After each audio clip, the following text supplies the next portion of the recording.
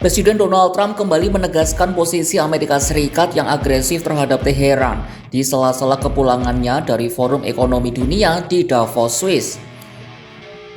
Trump mengonfirmasi bahwa gugus tempur kapal induk Amerika Serikat tengah bergerak menuju perairan Timur Tengah. Langkah ini dilakukan Washington sebagai respon atas tindakan keras pemerintah Iran terhadap demonstran di dalam negeri dan kekhawatiran akan dimulainya kembali program nuklir mereka. Di sisi lain, Israel mengatakan pihaknya belum siap jika harus berperang dengan Iran. Namun di balik alibi tersebut, mereka gencar mengusik sekutu Teheran di poros perlawanan, utamanya Hizbullah di Lebanon.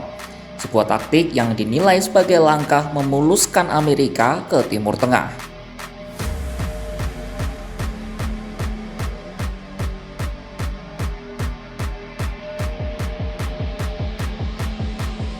Kapal induk USS Abraham Lincoln beserta armada kapal perang AS tengah menuju perairan Timur Tengah. Berdasarkan laporan Reuters, pergerakan ini dimulai dari wilayah Asia Pasifik minggu lalu setelah ketegangan antara Amerika Serikat dan Iran melonjak tajam. Pergerakan militer Amerika Serikat menuju Teheran telah dikonfirmasi langsung oleh Presiden Donald Trump. Berbicara di atas pesawat Air Force One pada Kamis 22 Januari 2026, Trump menegaskan kesiapan militernya. Trump menambahkan AS mengirimkan banyak kapal sebagai langkah antisipasi jika Teheran melakukan langkah gegabah terhadap warga sipilnya sendiri.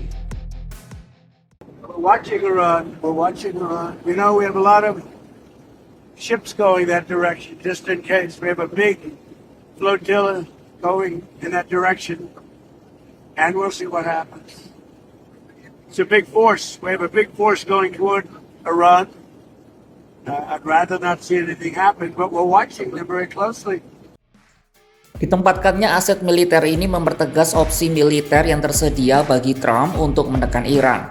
Trump memperingatkan Teheran jika mencoba memulai kembali program nuklirnya, mereka akan dipukul lebih keras dari sebelumnya. Selain kapal induk, pejabat militer AS juga mempertimbangkan penempatan sistem pertahanan udara tambahan di kawasan untuk menjaga pangkalan-pangkalan Amerika dari potensi balasan Iran.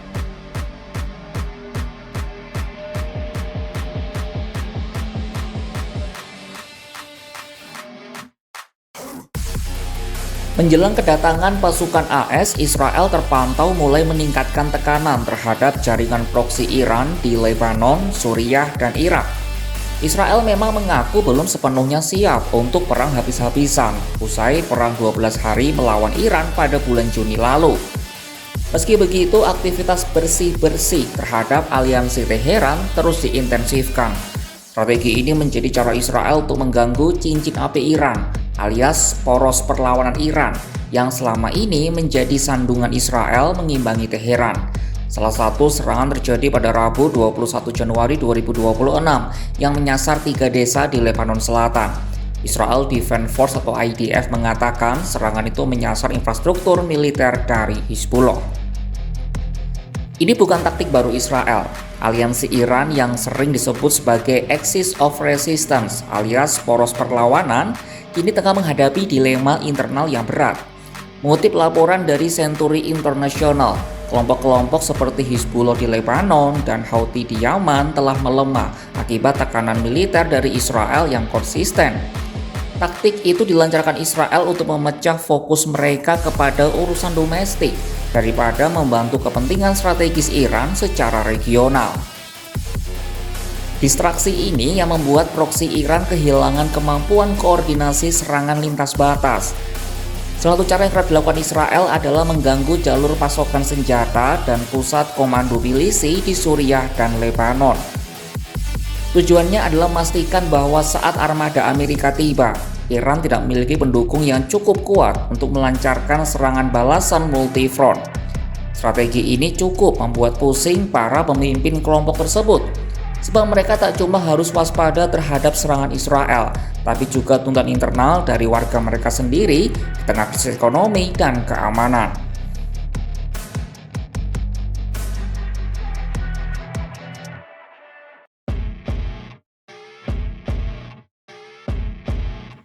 Amerika Serikat punya beragam pilihan senjata mematikan selain kapal induk mereka USS Abraham Lincoln jika serangan kinetik benar-benar dilakukan.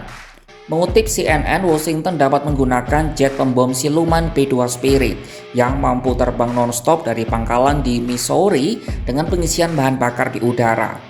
Selain itu, rudal penjelajah Tomahawk yang diluncurkan dari kapal permukaan atau kapal selam di lepas pantai Iran bisa menjadi opsi utama untuk minimalkan resiko jatuhnya korban di pihak Amerika. Belum cukup, ada jet tempur F-15A Strike Eagle yang baru-baru ini mendarat di kawasan Timur Tengah.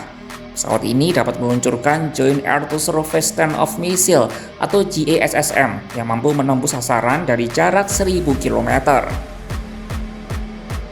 Hadirnya sistem rudal HIMARS di kawasan juga menambah lapisan serangan jarak jauh dengan presisi tinggi. Penggunaan drone bersenjata juga sangat mungkin dilakukan untuk menargetkan pemain milisi atau aset penting tanpa harus melibatkan pilot di dalam kokpit pesawat. Namun, Iran telah memberikan sinyal bahwa mereka siap melakukan perlawanan total dengan segala cara. Menlu Iran Abbas Araghchi melalui artikel opini di Wall Street Journal melontarkan ancaman paling langsung terhadap Amerika Serikat.